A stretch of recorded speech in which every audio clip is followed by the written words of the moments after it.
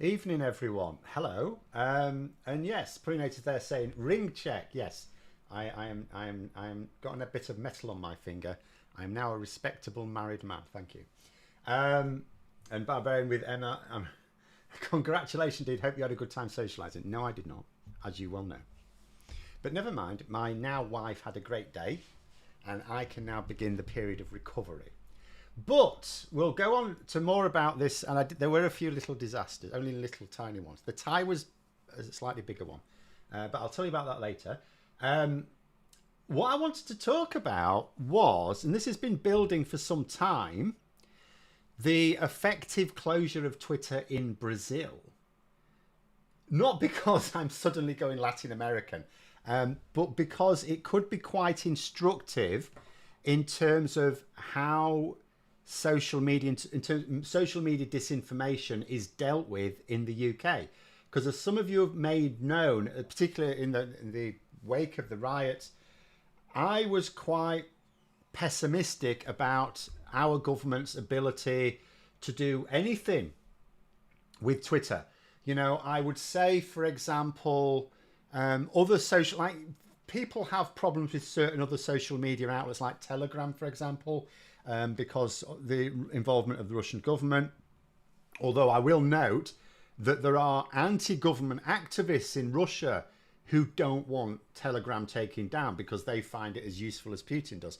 And yet, but from our point of view in the UK, Telegram, like a lot of other social media companies, you can argue they weren't doing enough, but they did respond. When the government said, you need to be shutting down this disinformation and you need to be shutting down the use of your platform for organising these riots, they did respond. There was some response there. There was a response there from Facebook, Meta, whatever. They all keep changing their names. What there wasn't a positive response from was Twitter, or X now. I keep calling it Twitter. And it was and I thought to myself, like, it doesn't matter what law you bring in this country, and what penalties you bring in. My argument was that other social media companies will ultimately, they'll resist, but, you know, they'll comply. But Twitter won't, because I'm not convinced that Musk cares about the platform. I think he, you know, there was a lot of talk when he bought it, is he just buying it to destroy it? And you could look at the fact he's just destroyed it. It's really hard to argue against it. I think my speculation is he's bought it with one of two aims in mind. I think his plan A is to turn Twitter into like a large truth social, a far right platform. He describes himself, he keeps describing us as free speech absolutist or whatever. It's like, you know, as if, you know, he's not tackling the disinformation, but he doesn't tackle it anywhere. He just lets it all go out. But that's untrue, because he does suppress things. He suppresses a lot of things. What he's doing is amplifying far right rhetoric and narratives and downright far right disinformation. He doesn't amplify, you know, far left disinformation, because there's disinformation all over the place. But he absolutely suppresses experts. I've noticed it. I'm on Twitter quite a bit. A lot of other people have noticed it as well. And I think that's his plan A, to turn Twitter into this far right tool. And if he can't do that, I think he will absolutely just let it die. I think he will just let it die, as preferable to being something that works as we would describe it, as functionally speaking. So I didn't really think that ultimately the UK government really had much to threaten Musk with, or Twitter. I thought any moves we'd have to make would be international. Really, the American government's the only government in the world that could do anything about him.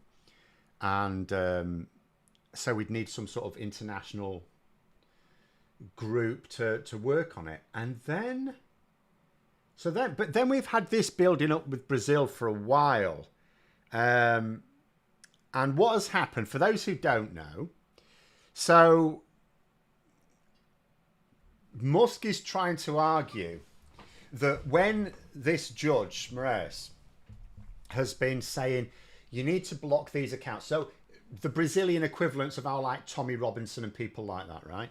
You need to block these accounts because they're spreading disinformation. And Twitter actually do comply with a lot of these orders, by the way, around the world.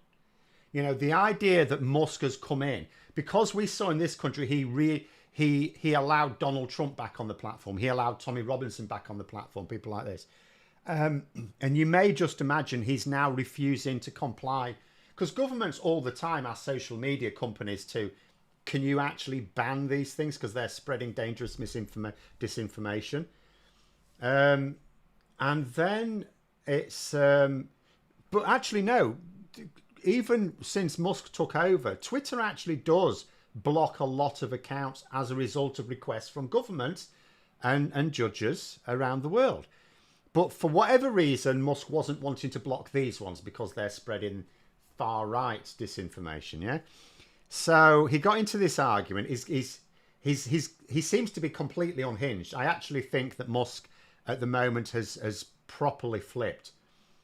And so we're getting to the point where there was going to be like a Brazilian equivalent of contempt of court, where the judge was going to order the arrest of Twitter's representative in Brazil. So Musk responds to that. Was it a week or two ago now? It's sort of time's running together for me. I think it was a week or two ago. Musk responded by basically closing down all the offices in Brazil. So there were no Twitter representatives in Brazil. So Moraes has now said, well, look, you know, you're guilty of a load of shit and we need to fine you for that. And also there's these other things you need to do. And you, by Brazilian law, have to have a representative in Brazil. And you don't have one. So, and he said to Twitter, you need to get one set up. He gave him a deadline to have a legal representative appointed. Musk has refused. So he said, right, I'm blocking Twitter.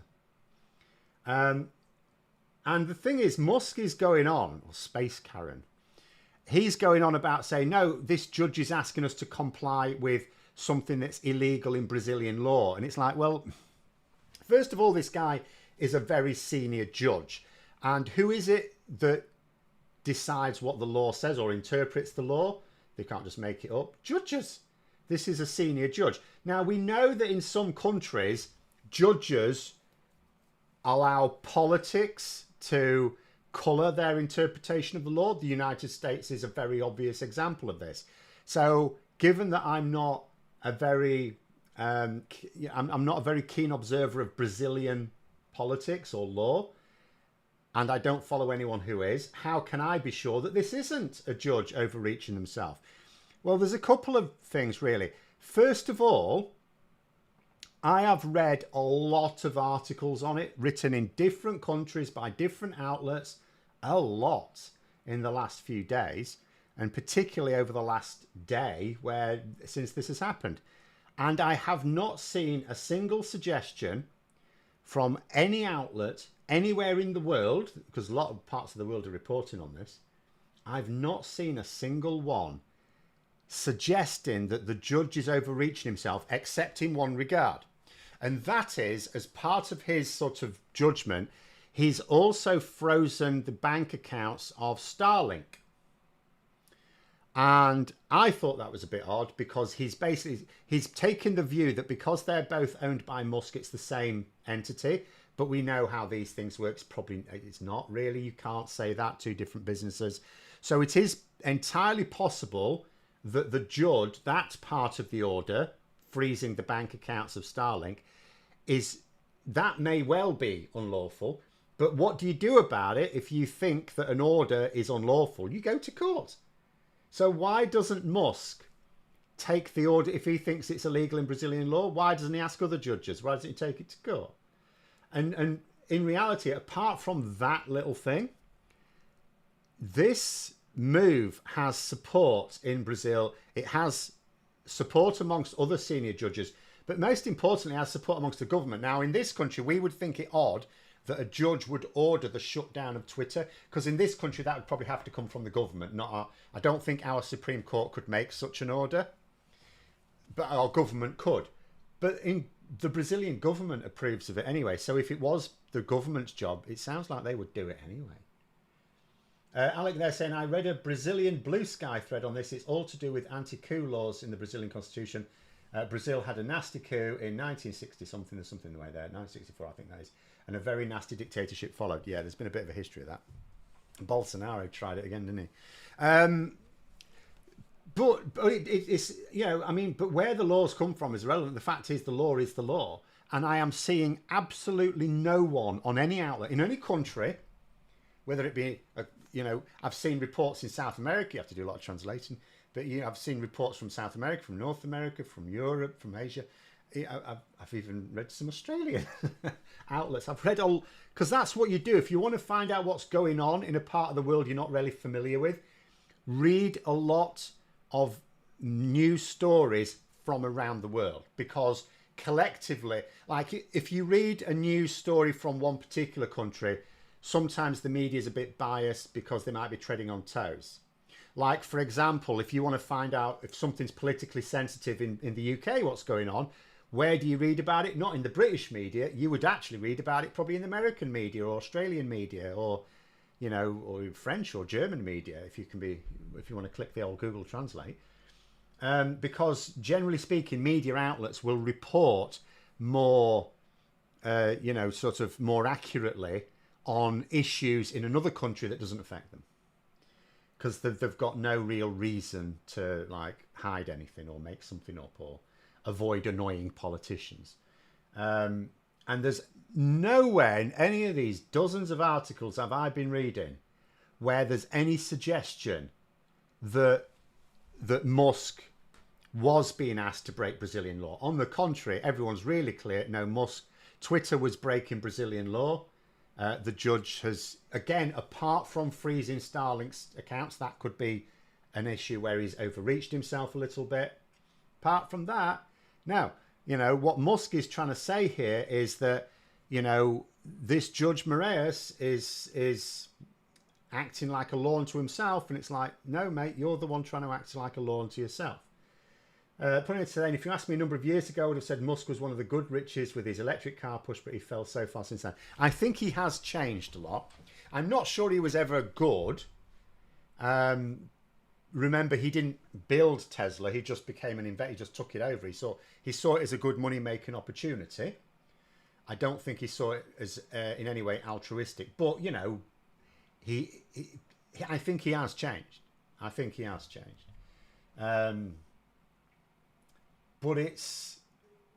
But what's interesting to me, it's all very interesting in Brazil. The learning point for me is because ultimately, when we were talking about what do you do about Twitter in the UK about a month ago, when the riots were happening, my argument was ultimately, like, if you apply financial penalties, he probably doesn't care. In fact, what's happening here is Brazil are trying to apply financial penalties, and he's just refusing to pay. And you just think, ultimately, if he decides he wants to do this, what's going to stop him? All you can do is block Twitter from operating in your country. That is ultimately, everything else is just threats, right? Everything else is ultimately threats. Because you can fine a company. What if they don't pay the fine? They're based in another country. What are you going to do? Your only stick ultimately is blocking access to that platform in that country. And my worry was, could this work? Because what would the public's attitude be? That's my thing. You know, if you're going to do this, what would the public reaction be? So what I want to know, and it's not, you know, it might be the people in Brazil are cool with it and the British public wouldn't be. It wouldn't prove anything. But it would be interesting to know, and I haven't found anything yet, by the way. I'd be interested to know what the public reaction to this in Brazil is. I'm finding in reports about 10% of the population use Twitter. Now, some of the people using Twitter will still use it via a VPN.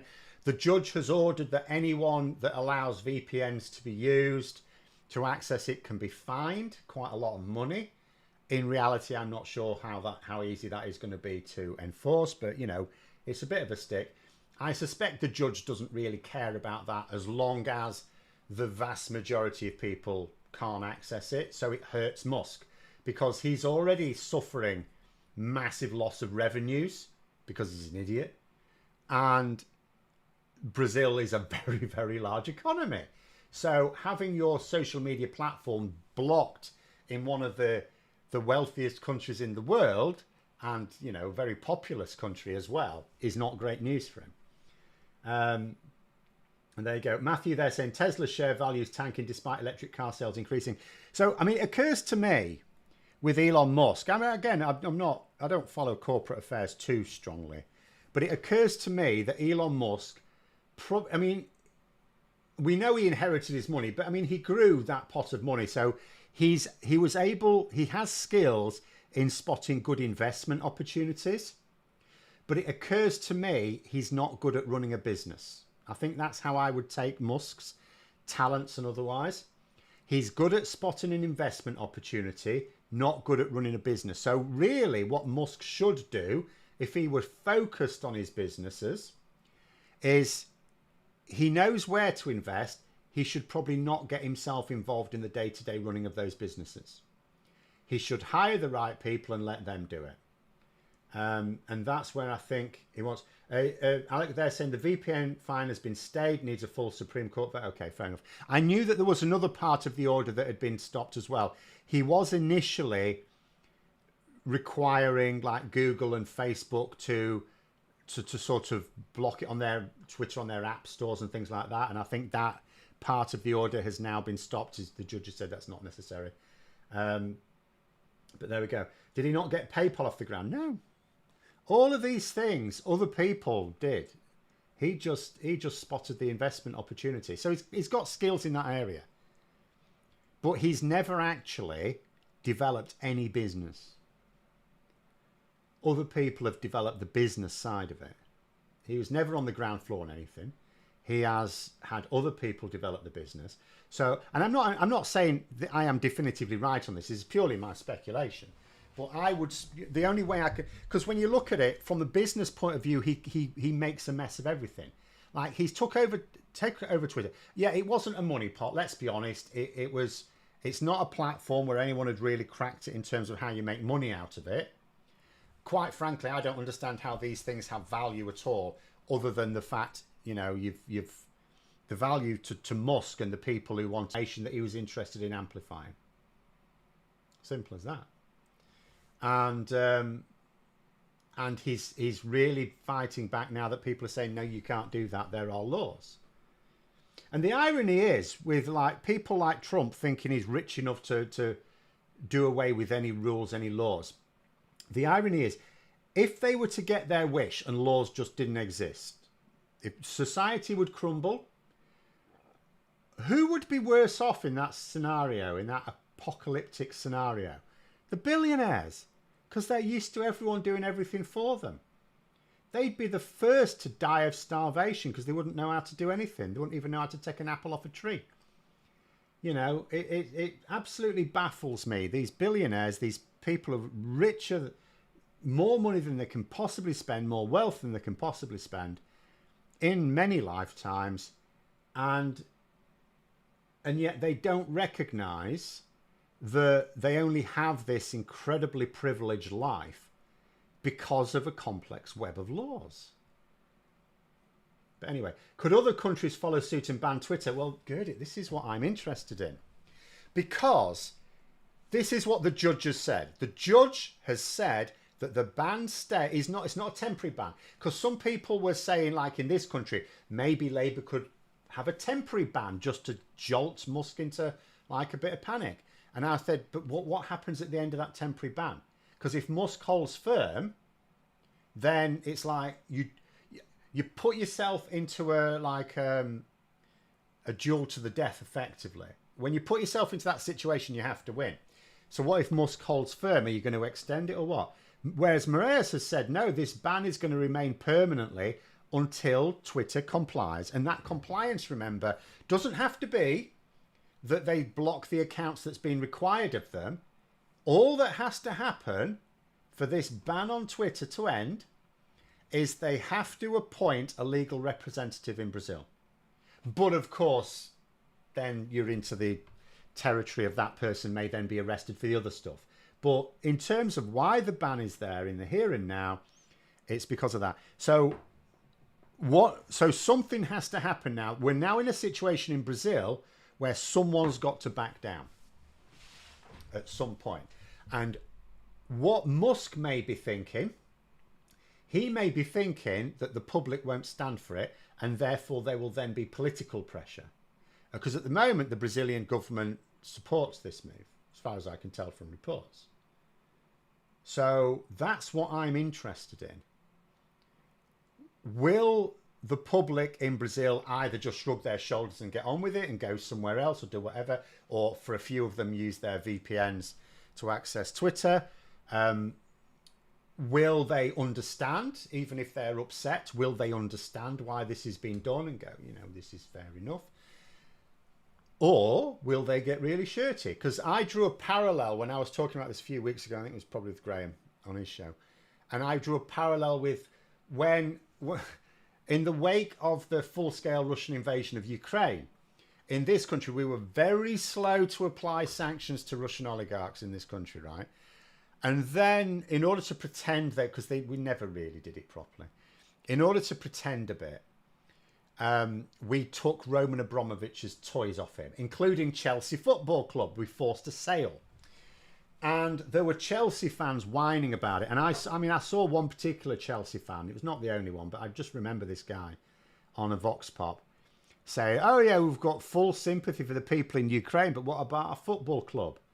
And I thought, mate, but there's a parallel here, isn't there? People may agree with the cause. There's lots of people in this country, we know from polling, they absolutely blame social media for spreading this disinformation.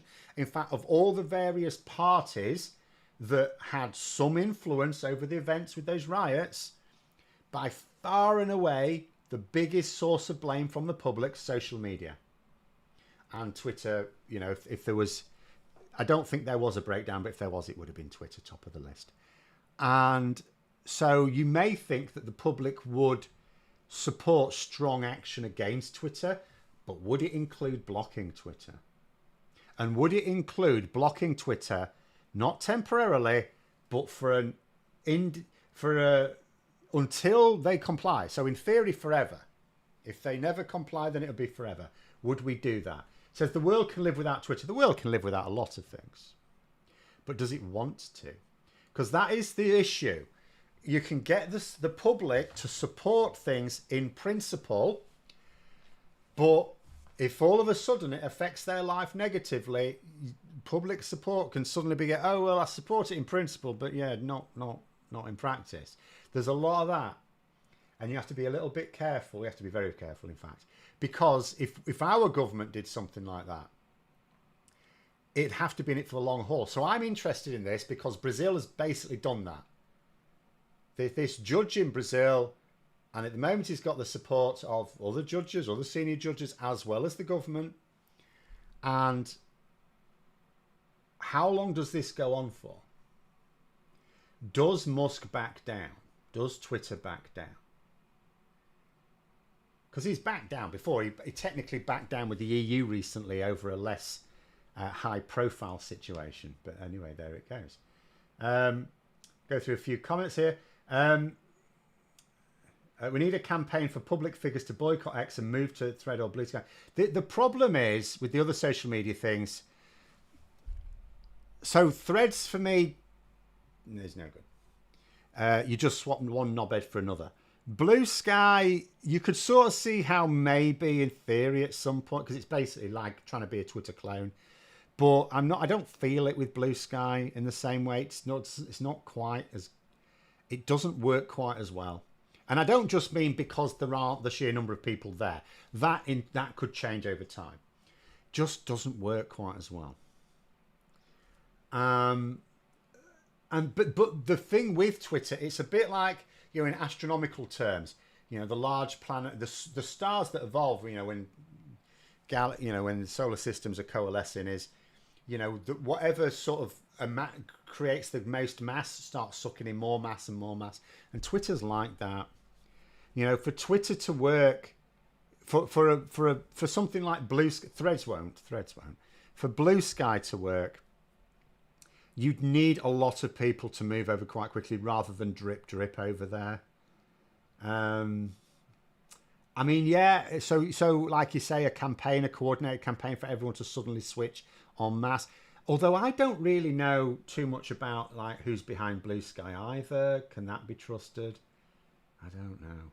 But it would be interesting if we got a real international move. Like if the UK and Europe together took action against Musk along the lines of the Brazilian government, like if we did a coordinated move against him, so if we had a situation where Brazil has blocked Twitter and then Europe, well, most of Europe, should we say, has blocked Twitter, all of a sudden then he's in. But again, from my point of view, I do think he's okay with that. He'll rage against it because remember, I think it's only my opinion, his plan A is to try and turn Twitter into this far right cesspit, which it is largely becoming. But I think his plan B is let it die. I don't think give in and let governments decide the law is even plan Z. Reddit's probably the best platform for political discussion. I quite like the Ask Me Anything sessions. I tell you what I like Reddit for. I hardly ever use Reddit. Well, I use it regularly, but not for very long. What it's really good for is finding interesting news stories because there's a UK politics community on Reddit. It's just basically link after link of news stories. So you can just scroll down it really quickly and go, oh, I hadn't seen that. Because I spend a lot of every day, as you can imagine, going through. But there's so many media outlets I have subscriptions to and things like that. It's nice just to have a place where you go and people will just link stories. And obviously the ones that seem to be the most interesting are likely to be nearer the top. It's the way Reddit works. So that's actually really good. So I use Reddit, and I'm on Reddit for a few other communities as well, but that's what I usefully use it for most of the time. So I like Reddit for that. I don't really access other features on Reddit much. But anyway. But in terms of Matthew saying we need a campaign for public figures to boycott X, move to Threads or Blue Sky, massively hurt Musk. So going back to that one, whether it hurts him is another matter.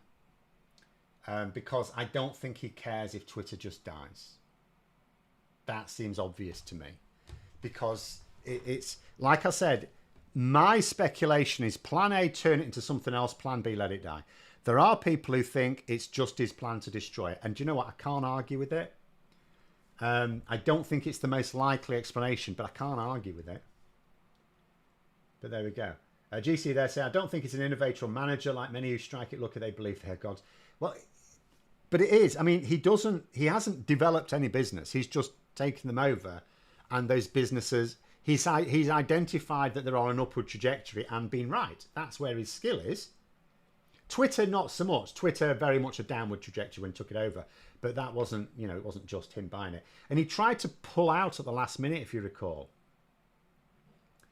I don't know whether it was real or not, but he tried to pull out. So it's like at the last minute he tried to make out he didn't want to buy Twitter at all. I don't know whether that was real or just a stunt. Paris people say, I'd like to post my videos on Threads, but you need an Instagram account. I don't want one, not until I can get a better phone anyway. Well, that was my initial issue with Threads when other people say, oh, go on Threads. Like, it's like, oh, you log in with, you can only do it on your phone, not your computer. Although, because it's like Instagram, the same is sort of true on Instagram, but I remember when I did create an Instagram account for myself some years ago, and I was posting, there was an app you could get to post from your computer. So it may work the same with Threads, but I don't like anything to do with, see, although Elon Musk is now king of the prats of the tech world, shall we say, I'm not a fan of Mark Zuckerberg either. I don't really want to use his stuff. It's just that he does want to build a business. So you can make him comply to an extent, but you still need to apply a lot of pressure to him. He's not a responsible business owner, so I don't really feel like jumping from Musk-owned stuff to Zuckerberg-owned stuff, if you see what I mean. But I also am not convinced by Threads either. But just its association with Zuckerberg, it's like, no, why would I do Putting said, I don't think switching platform will work because another billionaire will just buy what raises from the asses and rinse and repeat. I think that's a good point. I think ultimately, you know, what needs to happen is the world needs to take it, or enough of the world, enough sensible governments need to take the threat of disinformation seriously. Like, there's a lot of governments that sort where the heads of government sort of do, but do they enough? Because they've, you know, there's so many other things, and there's politics being politics. You're always focusing on the most urgent fire to put out, and there's always a fire to put out. But that's ultimately what we need. We need to make sure that these platforms comply. Because like you say, if you did just jump and leave and go somewhere else, yeah, someone else would just buy it. All of these things are private businesses at the end of the day. You offer them enough money, they'll buy it. Should the UN create, well, this is my idea, isn't it? Should the UN create and manage a global social media platform where private interests are not considered? Well, this is something I said quite a long time ago. I'd have preferred it when Twitter was being sold if just the UN bought it, or it couldn't be the UN bought it, I suppose, but if a load of countries got together and say, well, we'll chip in $1 billion, you know, to let the UN manage it as a public resource, that would have been, that was my idea essentially. Have the UN manage it. Absolutely. But that, I mean, that is obviously, you know, that is my attitude to everything.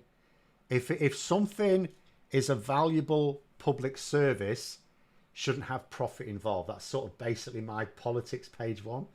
So that'd be my attitude anyway, even if. But at the moment, you would argue there's a really strong, there's an urgent need to do something. Because that is sort of my attitude. If you've got something that's a useful public resource, it should probably be managed in the public's interests, not privately. But where you do have private organisations, then they need to be very tightly regulated. Because my attitude is any organisation, like a private business, is run for profit. And that's always the way it will be. There's no point in moaning about it. That is just the nature of the beast. Any private business is going... There are some business owners who have an altruistic streak and they will take a financial hit in order for their business to be more ethical. I appreciate that. But I also understand, and I don't ever blame any business leader, any business owner for running their business purely to maximize profits, as long as they do it legally. Because for my money, the morality is the job of governments. So the business owner is going to run that business to maximize its profits, and I'm fine with that. What I want governments to do is to say, well, hang on a minute, it's your job to maximize your profits as long as you stay within the law. That's fine. It's our job to make sure your organization is working in the best interests of society. So I expect governments to prioritize the benefits to society of any organization, private or public. And that is where governments fail, because they don't have that very clear priority in their minds. Putting it to there, say, remember when Zuckerberg was seen as the weirdest social media owner? Good times, good times. Yeah, back when his Facebook was so behind the 2016, like Brexit in this country, the US presidential election in America, and Facebook was so complicit in that they were fined billions of dollars, and that was considered them getting off lightly. What was it, $5 billion? Imagine, because that's the thing that not enough people took notice of in my mind. Facebook were fined something like someone's going to correct me here, but I'm pretty sure it was something like $5 billion over its like complicity with Cambridge Analytica. $5 billion. And people at the time thought they got off lightly. I mean, just imagine how serious. Because that's what I want to try and say to people. Even if you didn't read all the details about what it was, they were fined $5 billion. That's a hell of a lot of law breaking. That's a very serious level of law breaking. And it was considered that the fine was light for what they did. Caroline saying hello from California. Hello. But there we go. social media might wax and wane with where the cool kids are. Again, but the money will just follow where people are. They'll just follow where people are. How they say, this is how I feel about prisons and the NHS. Nothing that operates an essential service should ever be in the hands of people who consider generating profit to be more important than the service. Exactly my view. Precisely that. Unfortunately, even when you have something in the public hands, which we don't have a lot of nowadays, you know, we keep defaulting to conservative governments who too often then want it to be run like a business. But if you run something like a business, what you're saying is you're running it to prioritize profit. That's what running something like a business means. Running it to prioritize profit, because that's the purpose of a business, to turn a profit. Like I say, there are some people who own a business that have like higher motive. They need to generate a profit to live. That's fine. But they maximize the ethical purpose or the useful purpose of the business. There are a small number of business owners like that, and some of them are so good at business that they turn it into quite a big business. But not many. There are not many like that. Most business owners that have that attitude end up not drawing very much income from their own business. You can't expect most business owners to have that attitude. When was the last government with an ethical stance on anything? I think all governments have an ethical stance on something. It's just all of them will have some principles, even if those principles are not necessarily aligned with yours or mine. They will have some things they believe in. It's just and I have no objection with the government being, it should be pragmatic, and obviously the top priority for any government, if you believe that your government is doing good, the top priority is making sure you remain in government. So you always have to focus on what's going to help you win the next election. So that's always going to water some things down. But, you know, it should be fundamental that it's the job of government to make sure that all organisations work to the benefit of society. Unfortunately, the Conservatives have this, a lot of Conservatives have this attitude that there is no such thing as society, which I think is a misquote. I don't think it was actually something Thatcher said. It was attributed to her. But there's a lot of Conservatives have that attitude anyway. Sadly, TikTok seems to be as effective by Nigel Farage and co. Well, a lot of social media platforms are used effectively by some people. And I've complained about this for a long time, that Labour are not treating it seriously. That is a separate issue. If people like Nigel Farage are using social media effectively, more power to them. I don't want more power to them, but you know what I mean. As long as they're doing it legally. But it is the government's job to make sure if what they're doing shouldn't be legal, that it isn't legal. Or put legislation before Parliament. It's Parliament that legislates. Put legislation before them. Now, they have said they'll look at the Online Safety Act. Okay, fine. We can't expect anything to change in terms of the law in the next few years. Remember, the Online Safety Act is already law, and yet it's still a couple of years before it all comes online, and that's understandable. You cannot pass laws and then expect social media companies to comply with changes in regulatory frameworks immediately. You know, you do have to give them an implementation period.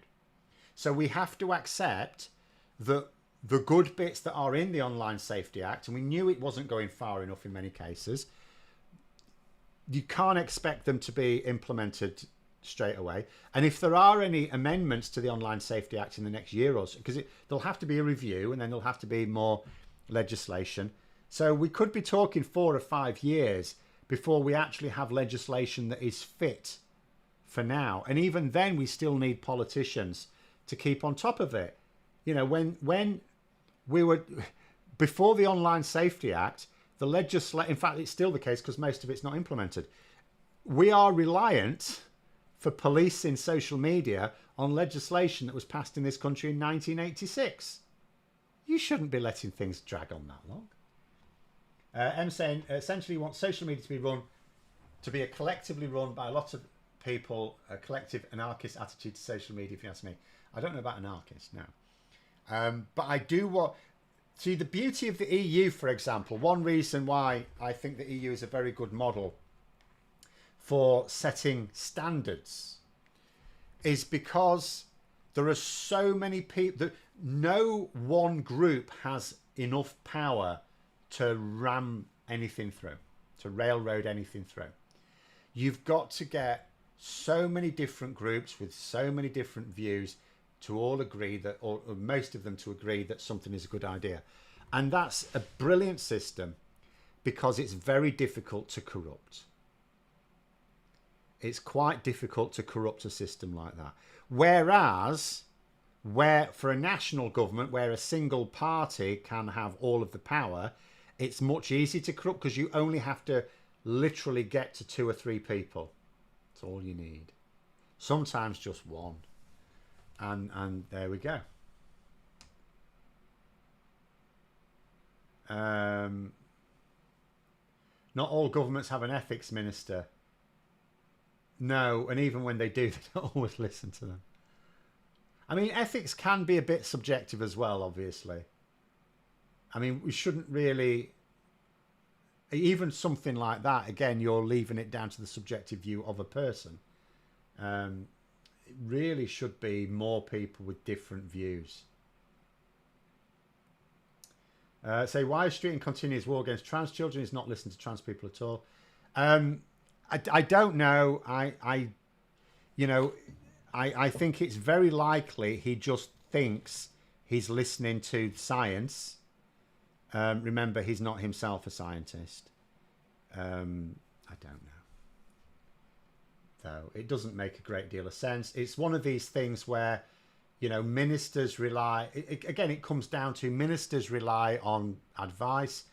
If he's got the wrong people advising him, we saw it with Sunak, didn't we? If he's got the wrong people advising him, he's going to draw the wrong conclusions. It's not as serious as if it's the entire Labour Party getting the wrong advice, but it is still dispiriting. Hungary might veto EU anti-reformist Twitter laws. They don't get to veto everything. Something like this would be a matter for the European Parliament. I think I'm not an expert on exactly what is and is not a matter for the EU Council. Remember, not everything has to have unanimous agreement of the EU Council. Nothing ever has to have unanimous agreement in the EU Parliament. So if something's a matter of EU legislation, that tends to be... The EU Commission tend to put forward proposals, although the Parliament can do it itself, and then the EU Parliament votes on it. So something like that, EU Council, doesn't matter. Obviously, it's helpful for something like this if a majority of the EU Council agree. But I don't think something like this would need unanimous approval. I could be wrong. Again, I'm not the person to ask on this.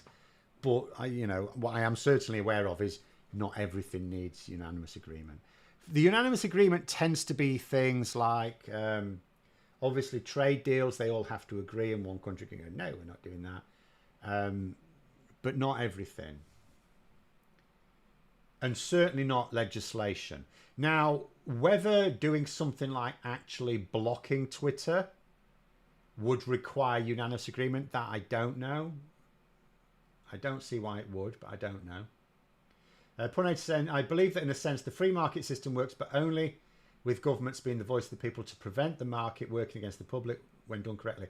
Well, for me, the free market system or the private market system, I mean, it's just going to be a fact of life. What I understand is people are just naturally capitalist. Everyone is. Even communists are sort of capitalists. Like, what do you do when you're raising your children? You encourage certain good behaviours with rewards. So that's effectively you developing, even communists developing their own kids like capitalist tendencies. It's just part of who we are. So as a result, what we need to do is to make sure we accept it's going to be a thing. This is why communism never works, because there's never enough people in favour of it. So the only way you can maintain communism is at the point of a gun, because people don't like it. And then it ends up never being... There's no such thing as a communist country anyway. It never happens. Like, China's not a communist country. Token. There's billionaires there, for Christ's sake. Some of the richest billionaires in the world there. So you just have to accept that you're going to have some sort of capitalist system in any harmonious society. So what you do is you identify that it's a risk and you regulate the hell out of it.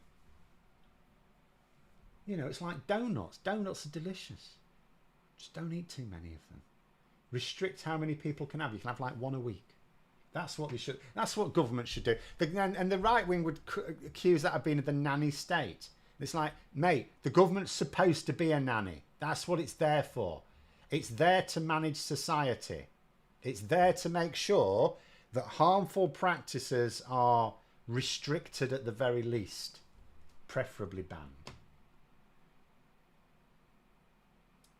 But anyway. Oh, Matthew, I think we're talking about the Labour MP that's been accused there of having a lot of rental properties, a big landlord. Unfit for human occupation. It's vile. It is, and it's absolutely not in keeping with Labour values. I'm a bit concerned about this. I'll tell you what, though. What I will say is there's like one of him, so it's not going to influence any Labour legislation to click. In fact, ironically, he ought to, in a few years' time, find that he's got to sharpen up his business if he wants to comply, because things like that should be being legislated against. Whereas, if we think what happened the last time Parliament tried to legislate to force landlords to maintain decent living conditions in their properties, it was sunk by the Conservatives. I looked it up, I think it was 2016, when actually there was a proposal to do this. Obviously not from the government, because the government was a Conservative government. There was a proposal to do this, and literally every Tory MP voted against it. Every single one. Pride said, with the backing of Tufton Street, could Truss try and get her way back into the top of the Tory party, only to learn the reality of how unpopular she is with the public? No, because I think most MPs will recognise it. And, you know, although I've sort of thought a lot of Tory MPs have been very, very stupid in the last Parliament, they're not completely blind. Most of them, they don't really say anything because they don't want to create schisms publicly. They recognise she's deeply unpopular. They're not that stupid. Some of them are. The noisiest ones are fairly thick. Truss, do you know what? I would be surprised if she was even allowed to stand for the Conservatives again. If I were a Conservative Party leader, even if I was a bit batshit, right? Because first of all, an actual batshit Tory leader probably wouldn't want Truss back in the parliamentary party because she's a threat to them. And a sensible one wouldn't want her back in because because then Labour can use her as the Jeremy Corbyn stick. Oh, look, you've let Liz Truss back in. You must like her idea. Because Labour should be doing that anyway. Labour, I keep saying, Labour should accuse the Tories every time they talk about an economic policy. They should say, you're trying to resurrect Liz Truss. That was Liz Truss's idea. You're trying to resurrect her economics. Because that could really drive a wedge, because a lot of the Conservative Party wanted Trussonomics. They want the party to back Trussonomics still. They wanted it. They were really disappointed it didn't work. And they don't believe that it didn't work because it's unworkable. They believe the crap about it being like betrayal. And then there's the rest of the Tory MPs going, no, it was a mad thing to do. But there we go. Phil there saying, I think this is to do with Wes Street and saying he's a transphobe.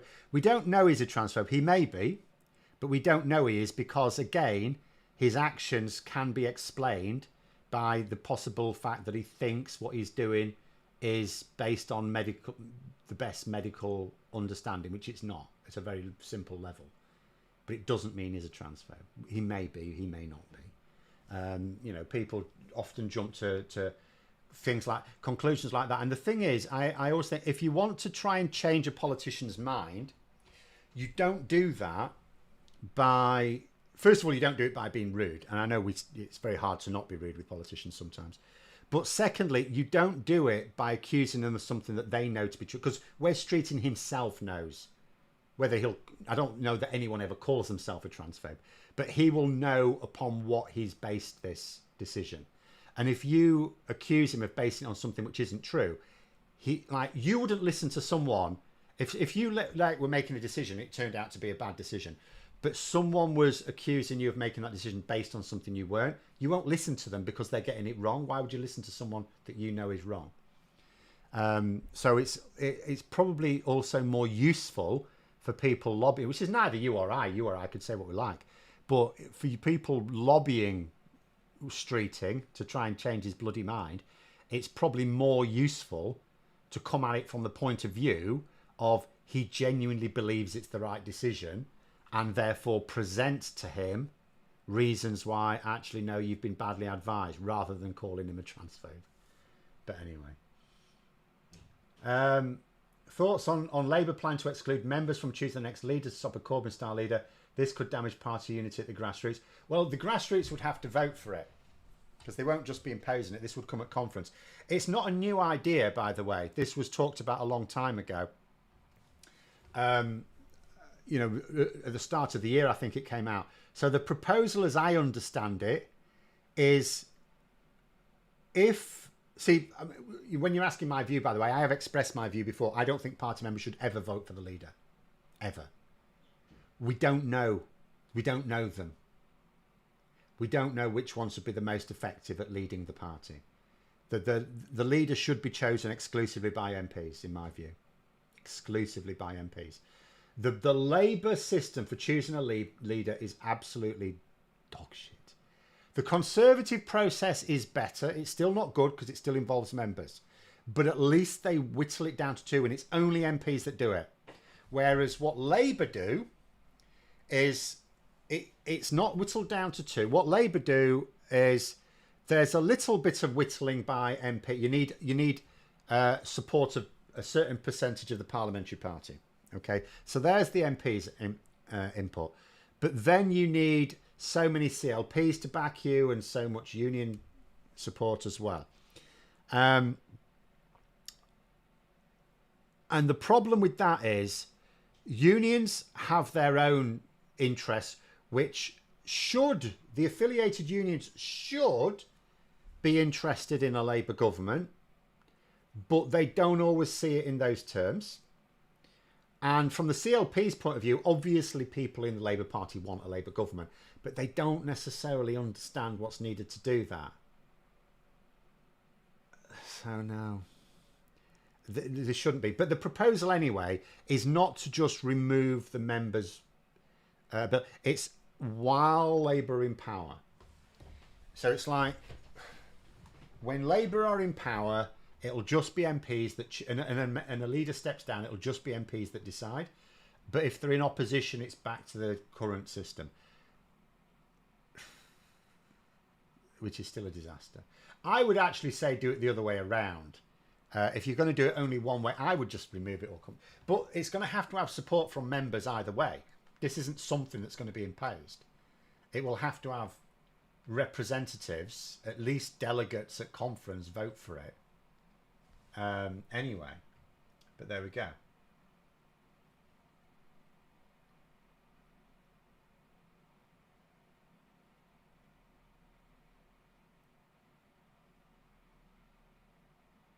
They're talking about, again, going back to that Labour MP, the landlord, be given short shrift by Cabinet because he's brought Labour into disrepute.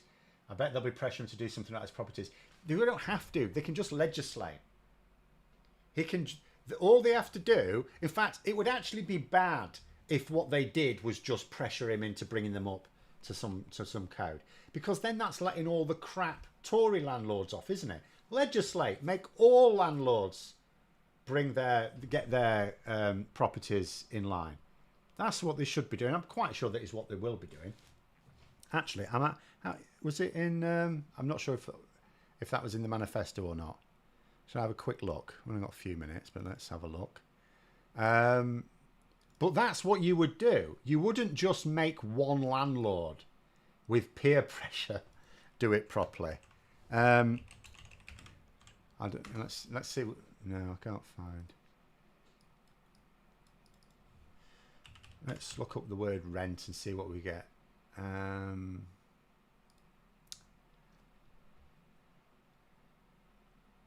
not sure if there's anything specific. I think it was mostly about the cost of renting. But anyway, I'll have a look in more detail later. Should Angela Raina not be ballroom dancing in Blackpool, not hitting the dance floor in Ibiza? Yeah. Well, yeah, there's a lot of Tories going on about that. Oh, cost of living crisis. No, not for Angela. She's off in Ibiza. It's like, mate, you said nothing when Michael Gove went clubbing in Aberdeen when he was in her position, when he was the Minister for Housing, Local Communities and Levelling Up. No one, in fact, no one left or right had a pop at him, did they? No one had a pop at him, apart from the fact he'd maybe been popping a few things, right? You know, the old pupils are a little bit dilated. But no one had a go at him for going out on the town. And yet, this is this hypocrisy. And it's like this Labour landlord as well. You know, you look at it and you think, so the media reporting on this Labour landlord that's got these dodgy properties, right, allegedly. And you go, okay, there's nothing you can complain about that. But why didn't they do the same thing with Tory landlords? There's plenty of Tory landlords like that. What about Richard Tice? Huh? It's the hypocrisy that gets me. But anyway. By all means, get MPs only to vote for the party leader. However, the MPs themselves have to be selected by the local constituency, not parachuted from outside. So sometimes you have to do it for a bit. I will absolutely agree. Labour did it for too many for this election. Far too. It was over 100. That's too many. So my attitude is, first of all, again, you cannot give local party members complete say. Like, it's quite right for the national leadership to have a system of shortlisting. You cannot allow clearly unsuitable people in the parliamentary party, because one crap candidate can sink everyone else's election, because every single candidate is a representative of the party. So if you get one massive racist or wrong and in some other way, and it's exposed in the media, it's like, you know, a form of character defect, shall we say, that is seriously taken by key voters. One crap candidate like that can do a lot of damage to other candidates as well. So it's right that the leadership says, right, that's a crap candidate, you can't have them, but you can have these. But I do think that then the local party members should be able to select from that shortlist of like 3 or whatever, which is what we did. But in terms of the parachuting, I'm okay with a small number, because you might have an absolute superstar, because we need very clever politicians in the parliamentary party as well. People are going, oh, we need principled people. No, you need clever people, mate. It's good if they're principled as well, but a principled idiot gets you nowhere, right? You need clever people. So occasionally you will get the odd superstar who, in their own area, either there's an established MP, so they can't win there, or there's, you know, or it'll never vote for that party. It's just the wrong part of the country, or for whatever reason. So I'm fine with the odd superstar being parachuted in. But Starmer did it with too many. He did it with over 100. No, it wasn't on. And that was not what I understood would happen either. So that was dodgy. That shouldn't have happened.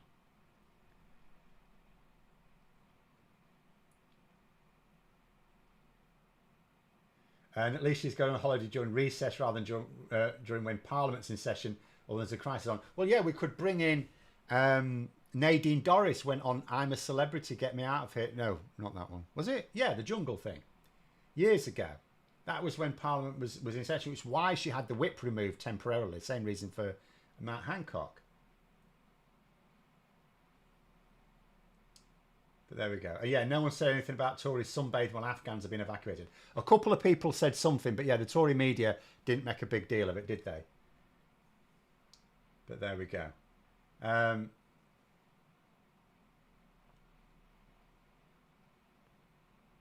And yeah, Angela hasn't been stopped from coming home because the beach was closed like Dominic Raab. There isn't a crisis, no. I mean, there's a never ending. There's not going to not be a crisis for some years to come. I think that's the problem. But yeah, there isn't a crisis that needs her urgent attention, and all politicians are allowed a holiday. But anyway, there we go. But I think that's quite good as well, because if Tories are going to have a pop at her just basically being on holiday, then it just helps voters just stop them taking them seriously. If it's all they've got, That's, and I understand at the moment the Conservatives are going to be in a little bit of disarray because they don't have, well, they do have a leader, but I mean, he pissed, like their leader actually went on holiday during the riots. If that had been the other way around, doesn't matter that he's the opposition leader and that Parliament was in recess. If that had been the other way around, if the Tories had still been in power and Keir Starmer had gone on holiday during the riots, I know he'd scheduled to, but he didn't, even as leader of the opposition, he'd have been vilified in the Tory press. It's the hypocrisy that gets me. I do not mind, in fact, it's a good thing, that the media are shining a spotlight on things that Labour are doing. Like the Labour MP that's a landlord, like the guy that Rachel Reeves appointed to a civil service position in the Treasury. He's now resigned, basically, by the way. But, that was dodgy, potentially. It certainly wasn't a good look. Like the guy who initially had, although he was described in the media as a donor, which he was, but he was also a parliamentarian. He is actually a Labour politician. But the guy who had the Downing Street pass, who Starmer said he hasn't got it anymore, he had it just to set some things up, which was probably quite fine. At the end of the day, he can give a Downing Street pass to whoever he likes, But the Tory media, for example, didn't make a big deal of Dominic Cummings. He didn't just have a Downing Street pass. He had a golden ticket to all government departments. He was mucking about in the Ministry of Defence. He had top-level access in the Ministry of Defence. Tory media didn't make a great deal about that, did they? That's what gets me. I do not mind the attention on Labour if they were applying exactly the same standards to the Conservatives. And they don't. And that's what really gets me. That's what really gets me. But there we go. The Thatcher portrait meltdown was much worse. Oh, that was quite incredible, that. I don't even know what that was about. Because it's like, well, they can't see it. Like, if no one had told them, they would never know, would they? If no one had mentioned it to them, how would they know? They're not in Downing Street. They're outraged about something they wouldn't know about at all if someone hadn't mentioned it. And it's not like he's thrown it on the fire. If they come back to government and go, oh, where's that portrait gone? They can just ask someone and we'll get it back out for them. But there we go. Didn't Boris give a pass to his decorator? I suspect it was just to the living areas. I don't think she would have had a... I don't know, maybe. I mean, she was in the Cabinet Office that time, wasn't she, when they all got fined, or some of them got fined. But I don't know that it was like a full Downing Street. But I gather this one was like a pass to all parts of Downing Street, which is a big old place, by the way. Or was it just 10 Downing Street? I don't know. It doesn't matter. This is why we need press and media reform. Well, something like that, I think even media reform probably wouldn't do, because you can't tell the media what to report on and how to report on it. So I actually don't think media reform would necessarily solve this. It might make it a bit better, because part of the problem is you've got too few people who own too many outlets. And as I say, I'll just make this my final point. So if the issue is, well, they're reporting on, say, a Labour landlord, but not a Conservative landlord, there is no media regulation that you can bring in that would solve that. The regulation needs to be to stop them reporting things that they know to be inaccurate. That's what we need. But you can't tell them what to report on. There's always going to be a human decision about what stories to lead with, how to present it and things like that, as long as it's not lying, as long as it's not disinformation. So you probably can't make the media report in a completely unbiased way. And of course, the media will still effectively be owned by rich people, and rich people are mostly going to be conservative. But there we go. But we will... Matthew there saying Thatcher gives me nightmares. I think the best take on it I saw was the Larry the Cat. What do you call it? The Larry the Cat Twitter account that said that Starmer had moved it into the kitchen, which is a problem because his milk keeps disappearing. Oh, that was a good one. But I will leave you with that one. How many mistresses did Johnson give his pass to? I suspect none, unless he wanted a kick in the knackers from Carrie, because he was with her at the time, if you recall. So I strongly suspect none at all. But there we go. We'll leave it there. Thanks very much for coming on, everyone. Have a great evening. We're back in September next week. Parliament will be back in session, and then we will see what we will see in terms of nonsense. The Tories will be starting to whittle down their 6 candidates down to 4 in time for the conference, and we'll see what happens then. But it's but yeah, have a good evening, everyone, and until next time, I'll see you later.